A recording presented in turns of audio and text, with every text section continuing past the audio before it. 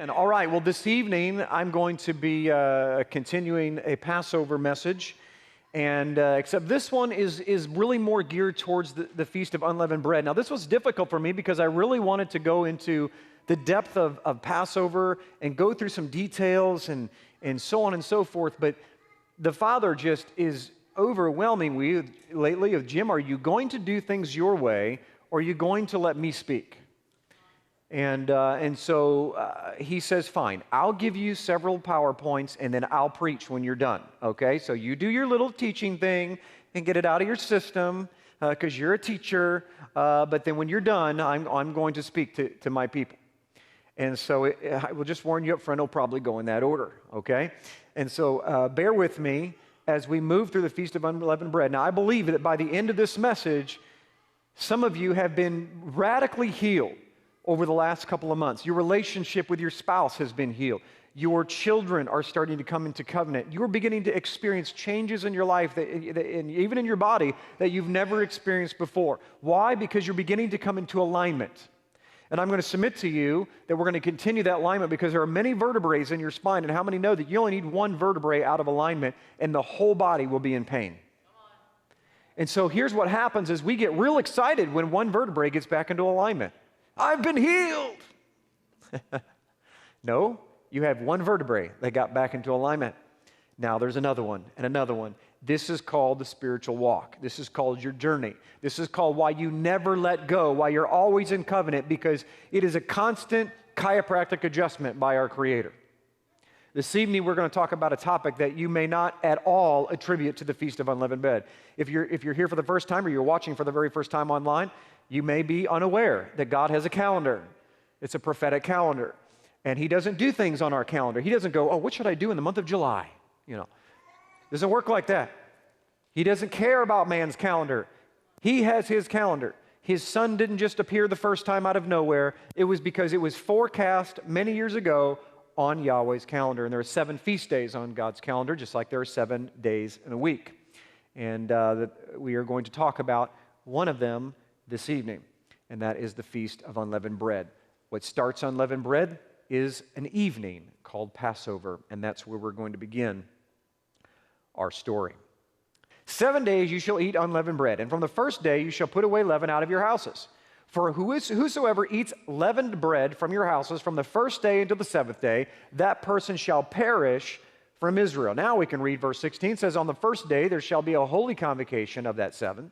And on the 7th day there should be a holy convocation to you. No manner of work shall be done in them, except that which that everyone must eat, that only may be prepared by you. So here's the deal. Feast of Unleavened Bread is a 7-day feast. We're going to discover in just a few moments why He chose 7, because the Creator of the universe could have chose 4. He could have chose 4.92. He could have done whatever He wants to do, but He chose 7 for a reason. And you're going to find out how it so affects you. Why 7 days? You entered into man's tent that died, you were unclean for how many days? 7. If you came in contact with a dead body, you were unclean for 7 days. Exodus 29, verse 30, watch this. The son who succeeds him as priest and comes to the tent of meeting to minister in the holy place is to wear them for 7 days. Wear the clothes of the priest. Do for Aaron and his sons everything I commanded you, taking 7 days to ordain them. Why? Because Aaron was ordained. There was an ordaining process, and it was a 7 days. They would get mikvahed, they would change their clothes, and they would stand at the tent of the meeting. They would eat the bread right there at the threshold. Now, that may not mean anything to you, and that's a whole nother message, but a very short why they had to eat it at the threshold is because at the threshold is where the covenant was made. Because why? On one side of the covenant is this place, and on this side is His place. So you stand here, and He stands here, and it is at that covenant, when you choose to eat the bread at the covenant, you are cutting yourself, you are entering into His house. When do you meet someone for the very first time? They open the door, you shake their hand right at the threshold. The invitation to come in happens at the threshold. The body of Messiah, this is why you have to eat and consume the body of Messiah. Where does it happen? It happens at the threshold. The threshold. Where's the threshold? The invitation. That's when you eat the body and you're allowed to come in. 7 days is the time that it takes for a priest to be fully ordained.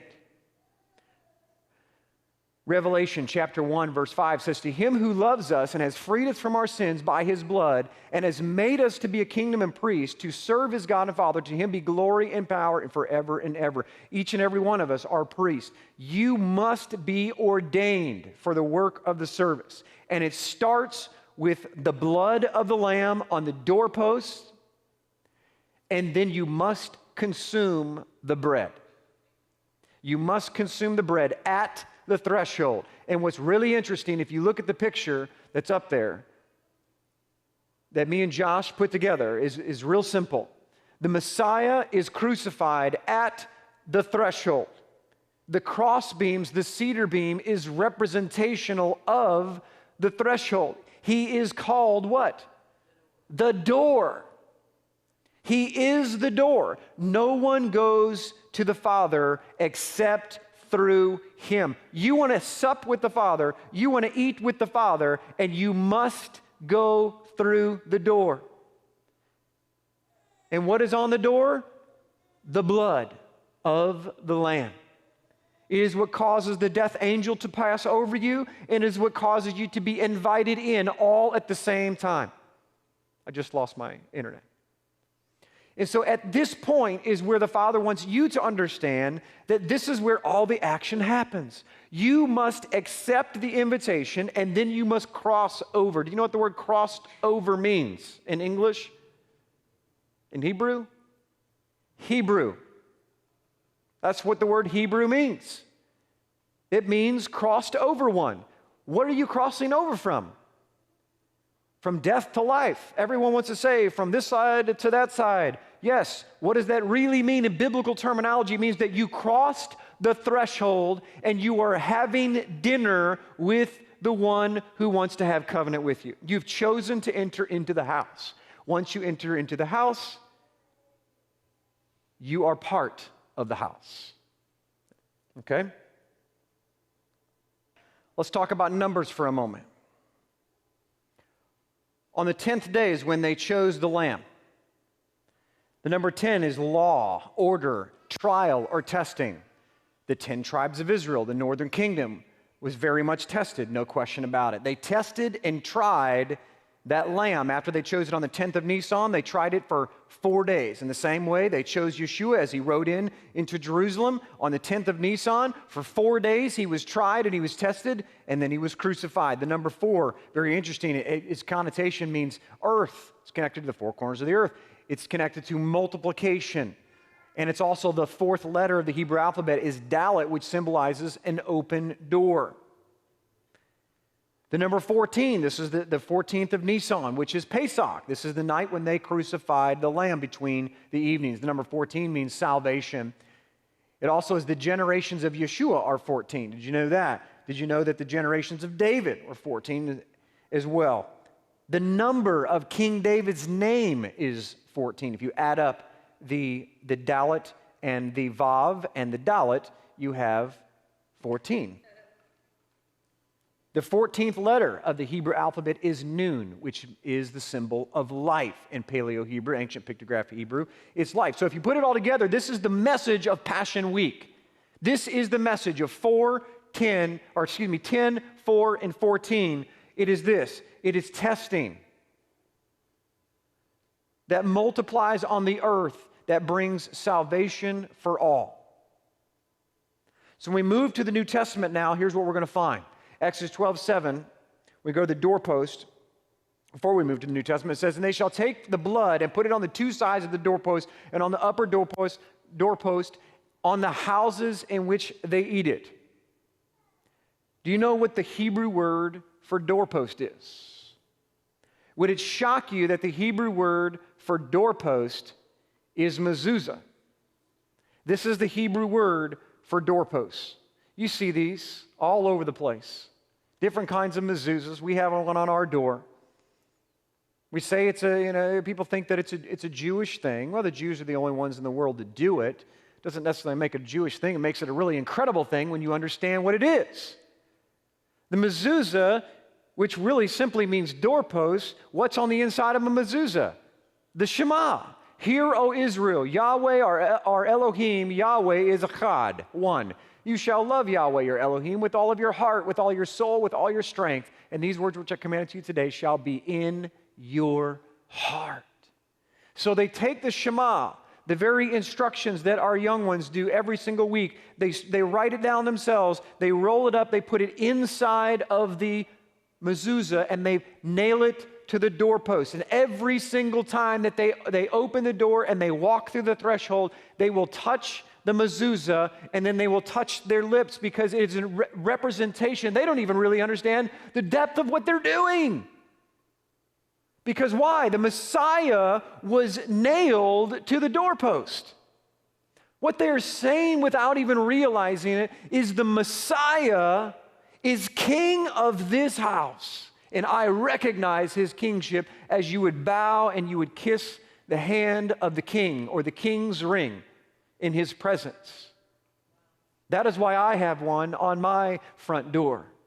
It is not because I'm Jewish or I'm trying to pretend to be Jewish in any way. I understand the depth of what it means.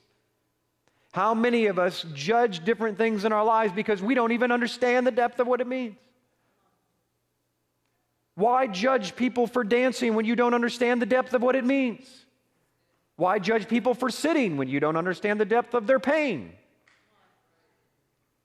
Or whatever the issue may be. Let me ask a question. If you were a doorpost, which part of you would be the sides and which part would represent the lintel? Pretty simple.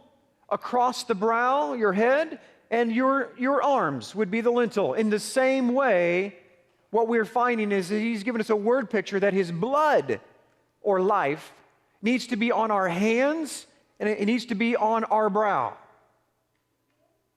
This is the Shema, my friends. Write my words on your forehead, seal them to your hands. It's the same thing that the enemy does at the end of time. What does the enemy do? He flies around you while you're teaching. That's the first thing he does.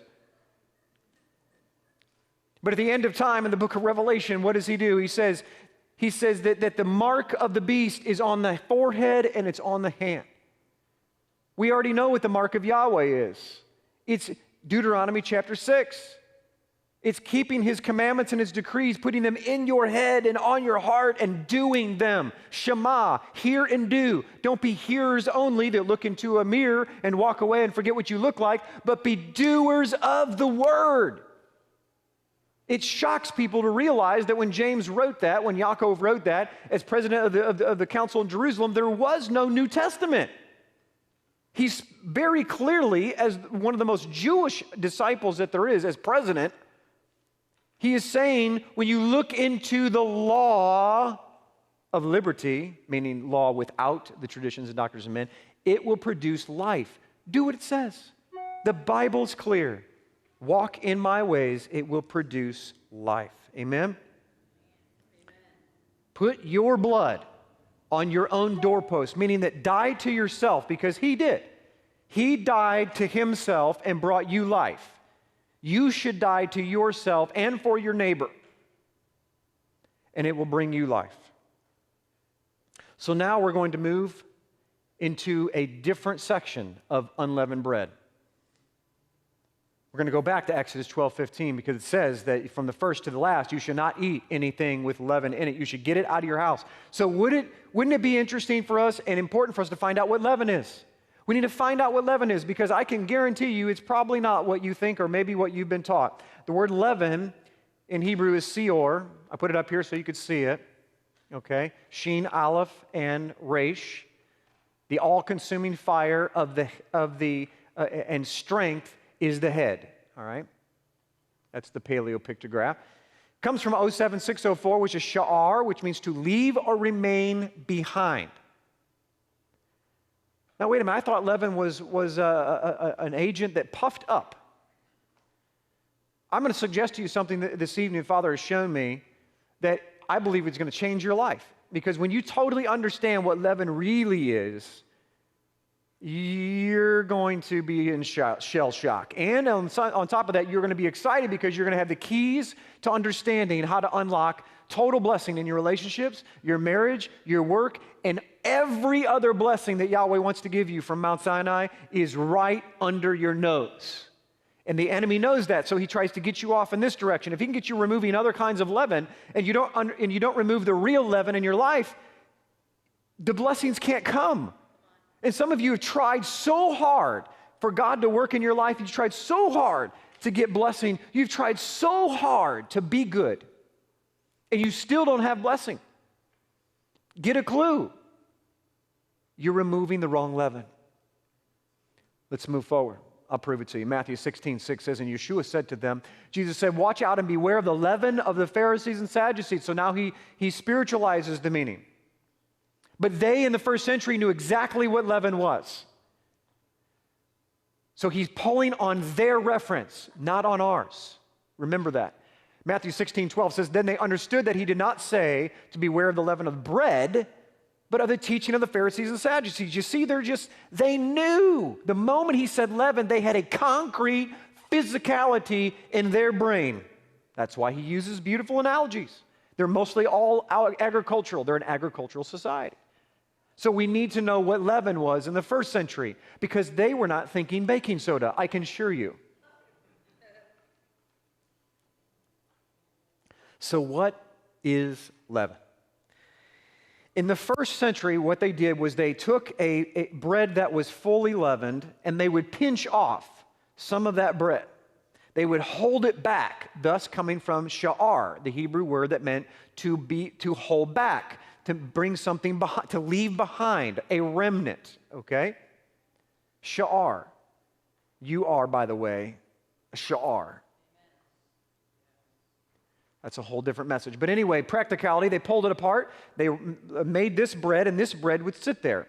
This bread would then go into the next dough, and from that dough, they would pinch off, and they would hold some back. Every time there was a new loaf of bread that was made, the fermentation of the leaven was pulled back. That little lump was ready to leaven the next lump, the whole lump of dough. That's what leaven was in the first century. In scientific terms, today we would call it yeast.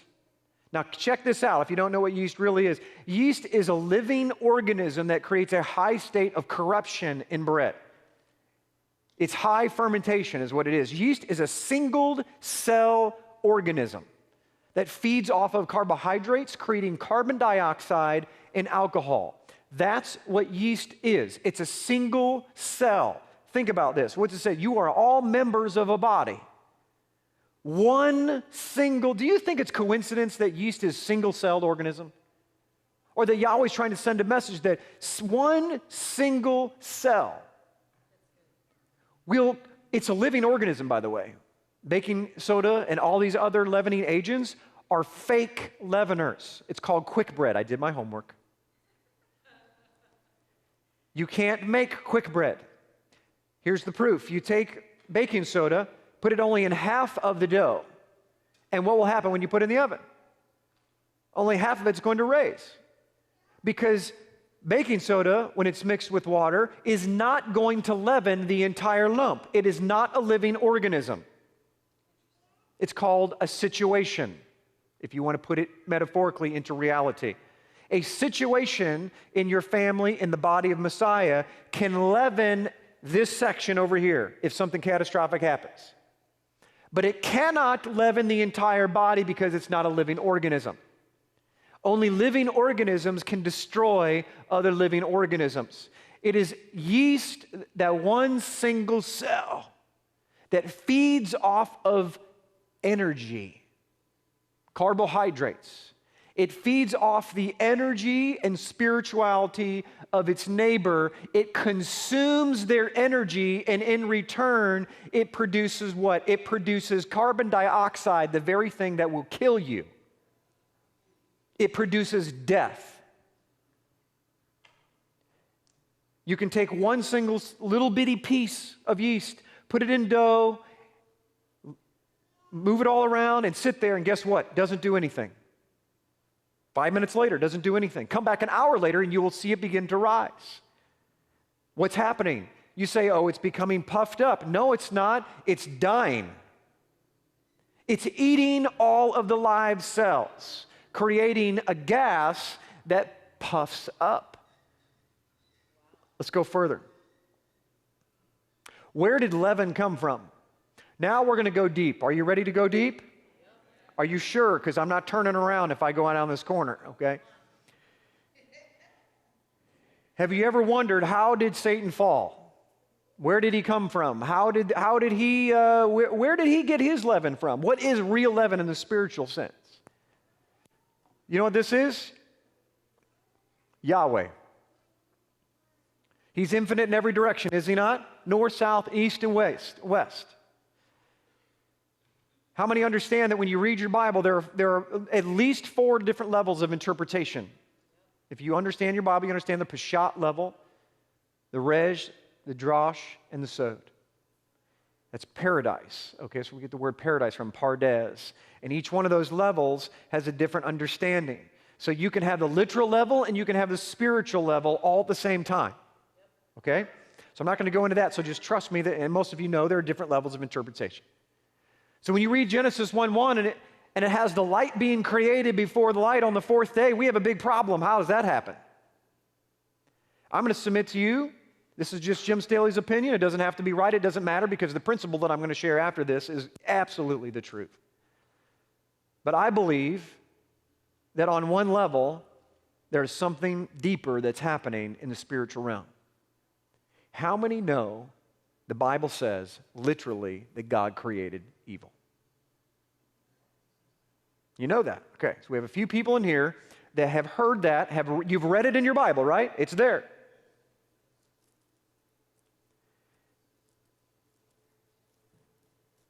But it's not evil the way that you think. Because evil today is doing bad things. But the original definition of darkness, ladies and gentlemen, is the absence of light. So what happens is Yahweh is everywhere, and he wants to create the universe. So the sages say there's no way that he can create the universe because he's everywhere.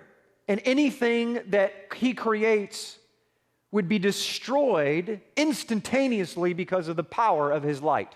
His character is so blinding, it will knock you off your horse.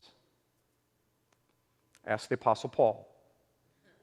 So he creates inside of himself a void or a womb. This would be the letter Mem in Hebrew. The letter Mem in Hebrew is like a woman's womb. It's filled with water, and everybody knows what a womb is. You lived inside of one at one point for 9 months. It was very dark. What was on the face of the womb? What was on the outer outskirts of the womb? Water, was it not? Then out came from the darkness a shaft of light, an umbilical cord, if you will, of Yahweh's light, diffracted in such a way that when it came into the darkness, it displaced the darkness, because that's what light does. Light displaced the darkness, and the Spirit of God hovered over the face of the waters. This could be an entire teaching in itself of just what face, panim, means, and water, and light, and darkness, and how it's all connected to creation, but maybe not quite in the way that you think. Do you think it's possible that Yahweh could tell you on a mystical level, on a spiritual level, where and what his presence and light really is? Follow with me here. So now we have a womb of Yahweh, and inside of it, there is still a place where he doesn't exist. He chose to withdraw himself from that place. His presence doesn't penetrate that place.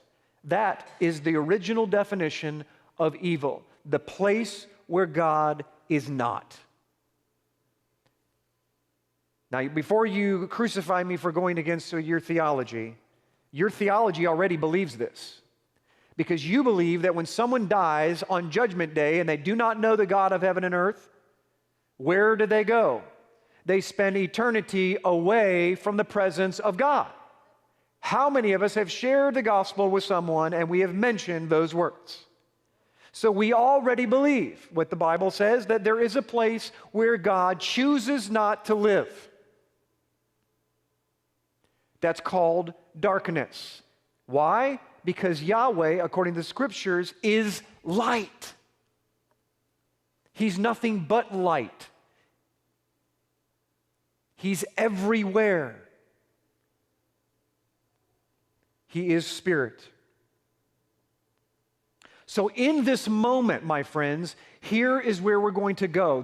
I believe the message that the Lord gave me in a staff meeting just a few days ago ended up being a 2-hour message that they made me give tonight because I had no idea what I was saying. But in the 2-hour little Bible study that we had, this is what the Father came out of this, what you're about to hear. Because we need to understand how to prepare for Passover. If you don't get the leaven out of your life will end in destruction and you will not be ordained as a priest. There is requirements that you must follow. First, I believe, is to understand the way, or I should say, the trick of the enemy. If you understand his motives and you understand where he's going, you can beat him there and beat him at his game every time. There are sins in my life that have flat out gone away because of what I'm getting ready to show you. I could 2 hours of testimonies of just marriages alone, not individuals, just marriages could walk on the stage and say what I'm about to share with you changed their life, even though I didn't even know what I was saying until now. This is it. What is the original sin? What is it?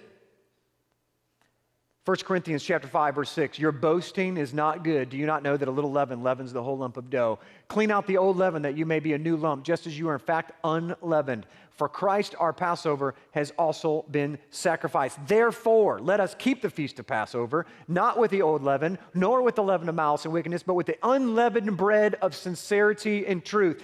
Ladies and gentlemen, Proverbs 8:13, write it down. You need to know this and memorize it because the fear of Yahweh is to hate evil, and then it defines what evil is. It's pride and arrogance, where once it used to be just the place where Yahweh's not. It ended up being a place of pride and arrogance in the evil way. How is that? Because this is the real definition of pride. What I'm going to share with you is the real definition of pride. It is the foundation stone of all sins. Just like it says love is the top 2 commandments, and all of the Torah hangs off of love. If you don't love, it doesn't matter how many times you keep Shabbat, none of it matters. There is no good thing you can do if you don't love first. In the same way, what I'm going to share with you, the definition of pride is when you do pride, when you have pride in your life, every besetting sin falls and hangs off of this. It is the strong man, and there is no greater strong man in the universe than this. Pride is doing things my way. That is the simplistic definition of pride. Let's go back to our picture of the light and the darkness. And now I want to put you back in the garden, because in the Garden of Eden there was 2 trees, was there not? The tree of life. Pure, eternal life. What is eternal life? It is believing in the light.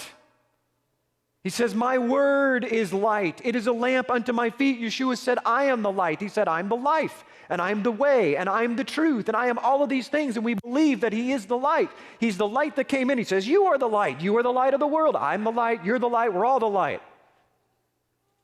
But what does that really mean? Because unless we define things, I don't know about you, but I grew up in a religious circle where we didn't define anything. We just threw around Christianese. Everybody know what that is? It's just words. But what does it mean to walk in the light? The light is very simple. It is doing things his way. You stand in the light. So you can't be good. This is our problem. Religion says if you do these things, you will be holy. Religion says if you do these things, you'll be right with God. No, if you are created as a reflection. Did you know that? So when you stand in the light, you properly reflect his glory. You are good. You do good because you are reflecting good. You can't help it because that's all that you do. Light is a perfect representation of its source. Yeshua is the perfect representation of Yahweh himself. Why? Because he stood in the presence of the light and reflected it perfectly. And he said, you are the light of the world. What is he saying? Stand in my presence and you will reflect me to the world. So back to our Hasatan story in creation. And back to the garden. There's another tree. It's called the tree of the knowledge of good and evil. We've wondered for centuries, what is it? What is the good and evil? What is the tree of knowledge of good and evil? It is none other. We already know what good is. It's the almond tree. It's the tree of life. It's doing things Yahweh's way. So if that's the case, and evil is a place where God is not, and evil is the opposite of good, then the evil must simply be the knowledge of knowing that there's another way, your way. You see, Hasatan discovered there's one place that God was not, and he tasted of it, and he said, I will own this property. This is my property. And the moment that entered in his heart, Yahweh gave it to him. He gave him the outer perimeter of death, the place of darkness where Yahweh chose not to exist in that realm. That is called darkness. This is why it says you are children of what? The light. You are called, what was the first century sect of Christianity called? The way. You are in the way. You are in the light. You are not children in darkness. Now we can define it, you see, because once we define it, you can fix everything in your life. Because the problem in the very first century with Adam and Eve is that they wanted to do things their way. And they were tricked into doing so by the original leaven. You see, it only takes this one little thing, this one-celled organism, that put it in your heart to do things your way, and it will destroy your life. And you know what's going to happen? You're going to pass it to your kids, because you know what that's called scripturally? A generational curse. It's demonic. It's an evil spirit. It's not an issue. We're not in psychology, ladies and gentlemen. We believe in the Bible. It's called an evil spirit. It's not an issue.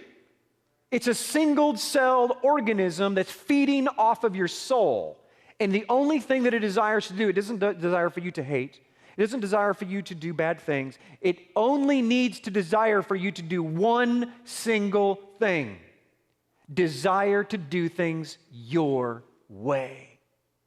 When you desire to do things your way, everything else hangs off of that, like all the commandments and blessings hang off of love. All the curses hang off of pride. This is why the Bible says that pride and arrogance is the evil way. He could have chose adultery, and nobody would have faulted him.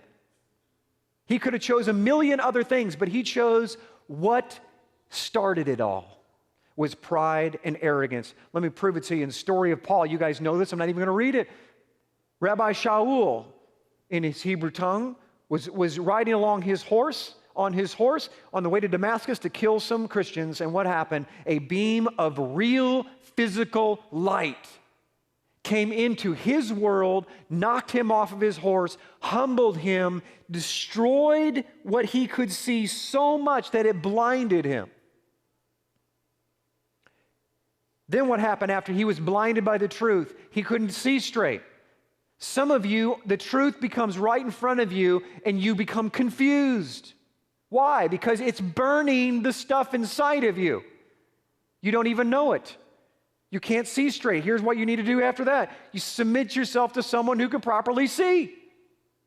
You know it's the truth. You can feel it all over you, but you don't know what to do with it. Scripturally, do what Paul did. Submit yourself to one that can properly see. He now sees what he could not see before in a brand new light, and he teaches others how to exist in this light. You see, the next time that you get in an argument with your spouse, let me just solve all arguments right away. It's not bad communication. It's not because your husband is mean. It's not because he grew up in a bad neighborhood. It's not because you're this or you're that. It's because of one single thing. You choose to defend your pride.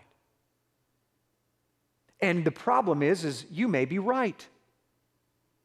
And your spouse may be wrong, or your friend or your boss may be wrong. They may actually be walking where Yahweh is not. They may actually be in a hurtful place.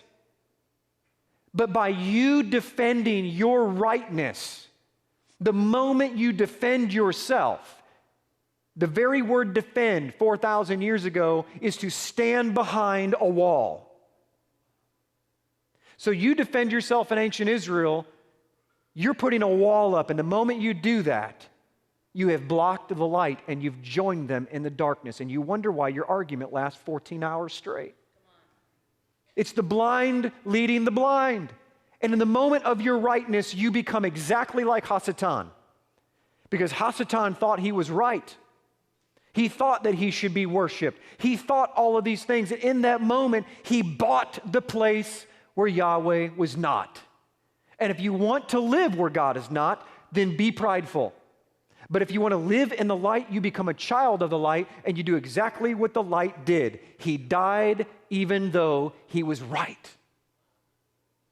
Because I don't know about you, but that guy, we call him Yeshua, the Messiah, salvation for all. No one could have been more right. We could have not been more wrong. But he chose to humble himself and to die to save us. If you want to know the story of resurrection for your life, if you want to be resurrected in any part of your life is messed up or death, I can guarantee you it's because of pride. There is nothing else. I can tell you there is nothing else because I didn't go to college. And God is smarter than I am, and he puts things on very simple terms with me. A plus B equals C. You want my glory, you want my blessings, and you want my anointing, you must bow your knee and humble yourself. And you know what? Why there's people? It's the filter for whether you're going to humble yourself before him. He puts people in your way and circumstances in your way for one reason, to make you decide whether you're going to live in darkness or you're going to live in the light. So the next time that you get in an argument with your spouse or you begin to get angry, did you know that you can't be angry unless you have pride? Let me prove it to you. Someone steps on your foot. You're walking down the aisle and someone steps on your foot. You can only have two choices go through your mind. Either number one, they meant to step on my foot, or they didn't mean to step on my foot. If they meant to step on my foot, then they must be having a bad day and I need to pray for them. If they didn't mean to step on my foot, then I'm going to let it go and give them grace because I didn't know what they were doing. There's nowhere, where is pride? Somebody show me where I can be offended in that thought process. Because if I'm a child of the light, I die for my spouse, I die for my children, and I die for my neighbor all day long. Where is it that I have the right to be offended? Show me in the scriptures where I have the right. So you see sin, get angry at the sin, but the moment you attach the sin to a person and not the unclean spirit that's been speaking into your spouse's ears, you've entered the place of Satan. Did you know that you can actually think that you're right and be dead wrong? Call yourself the Apostle Peter, who with great motives did not want his rabbi to die. And he said, "Far be it for you to die, I will be the one that will die for you." Paraphrasing the Apostle Peter. And what did his Savior say? "Get behind me, Satan." Why? Because the only thing that Peter was thinking was himself and his way. And he thought it was righteous. And I don't know about you, but there's not a person in this room that wouldn't be Peter in that respect. In that moment, I would have said the same thing to defend my Lord. And in the very defense, I'm putting up a wall and I'm walking in darkness. Never defend yourself. Even Moses, when he was attacked by Korah, in the great Korah's rebellion, it's called. The very first thing this is talking about Moses. This is the guy who could have took his staff and popped the guy in the head, probably turned it into an egg. And the first time it turned into a serpent, he could have done anything he wanted. He chose to hit the deck, fall on his face before his God and said, "Father, if you don't want me to be leader anymore, you choose. Maybe he's more righteous than I." We need to understand how the Creator works, how the enemy works. It's not about fornication, lust, bad communication, adultery, drunkenness, the evil way. It's about pride. Pride, ladies and gentlemen, is what kills one. It's not even about gossip. Gossip can destroy an entire congregation, but what is gossip other than pride? You think you're better than someone else. So you feel like you have the right to share negative things about someone else because it lifts you up. And that is exactly what Satan did. And it put him in the place of utter darkness. Do you have death in your life? Do you have destruction in your life? Do you have a thought go through your mind every day that I don't think I can make it through another day? Then I can assure you, you need to remove the leaven from your house. Yahweh requires it.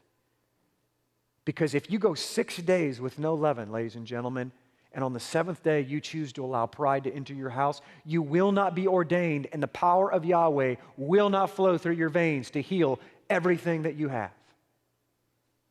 Some of you have physical ailments and you don't even know where they're coming from. Oh, the doctor says it's because of this and because of that. No, it's not. Did you know that science is now beginning to figure out that there is an emotional connection to disease? No, it's not. Evil spirits connect themselves to your DNA and they screw it all up. Generational curse or this and that and the other. When you heal yourself and you walk in the light, it dispels the darkness. I've watched people get healed with my own eyes. As they get into the water, as they begin to trust the Creator, as they begin to submit themselves to the Word of Yahweh,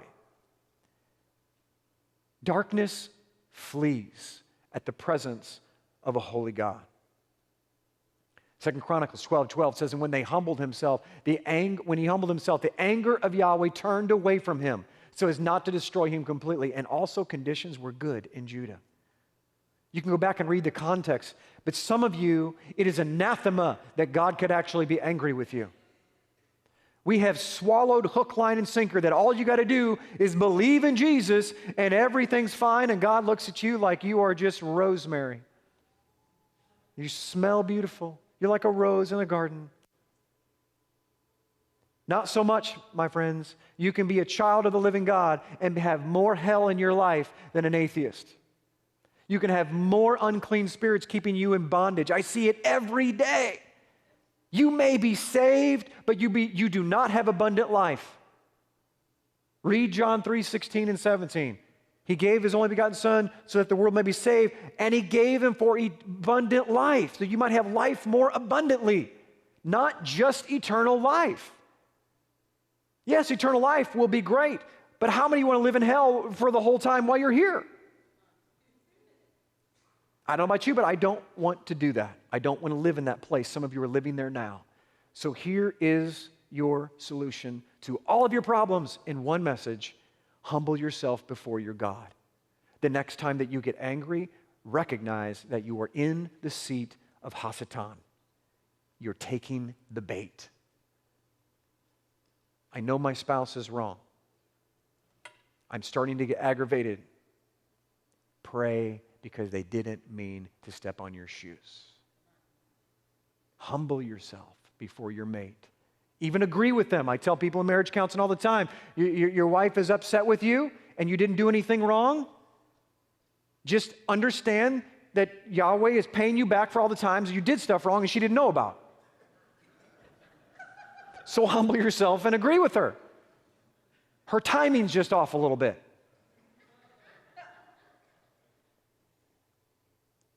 You guys laugh because you know it's true.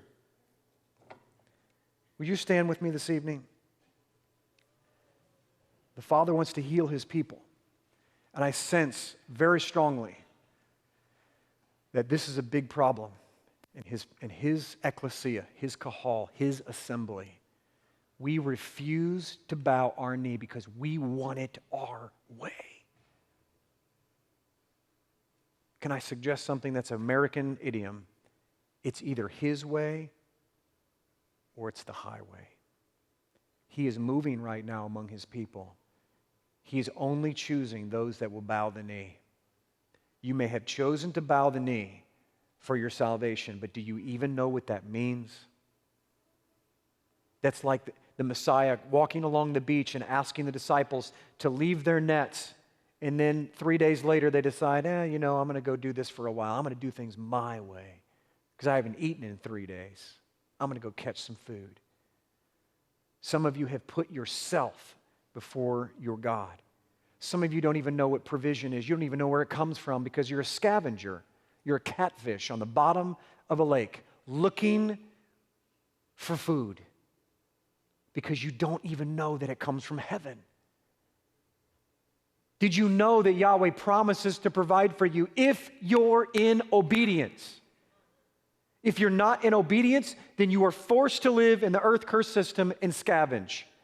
If you are in obedience, manna comes from heaven and you don't even understand it. You'll get favor in places that you never even thought you had favor. Yahweh rolls out the red carpet for those who bend the knee. It is the solution to your marriage. It's the solution to your work. It's a solution to your relationship with your Creator. Humble yourself before your God. Get rid of the generational sin, the leaven that keeps finding itself in every generation. We are in the most incredible time of the year, ladies and gentlemen. I'm going to close with this. We are in the time of preparation for the first holiday of the year, Pesach, Passover, unleavened bread, where you get ordained as a priest. Some of you are ready for a second chance. You've made lots of mistakes in your life. This is your chance to be reordained. Would you take it serious? Do an inventory of your life. It's real simple. You only need to look for one. Look for pride. That's what's causing all of your problems. It is the cancer in your body. When you remove the pride, you will be ordained and you will be willing and ready to take part in the next holiday, 50 days from now, which is Shavuot. We call it Pentecost, where the Ruach comes upon you, the power from on high, and you can walk in the newness of life. Let's pray. Father, I come before you this evening, and I am broken because of my pride. I have lived my life in nothing but pride. But you have taught me, Father, that there is no gain in pride. It is death. It is darkness. There's no light. I run because I think I'm in the light, and then I run into things and I don't even know why. It's because I'm walking in death. I'm walking in pride. Would you teach us, Father?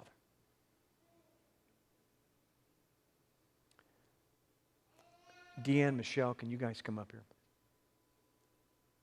Would you teach us how to walk in life and humility? Humility is the ground by which you create the atmosphere for growth. Forgive us, Father, for doing things our way. Our religious institutions have told us this is what you need to do, this is what you need to celebrate, this is how you need to celebrate it. But is it your way? Or is it our way of worshiping you? Do we even have the right to worship you our way?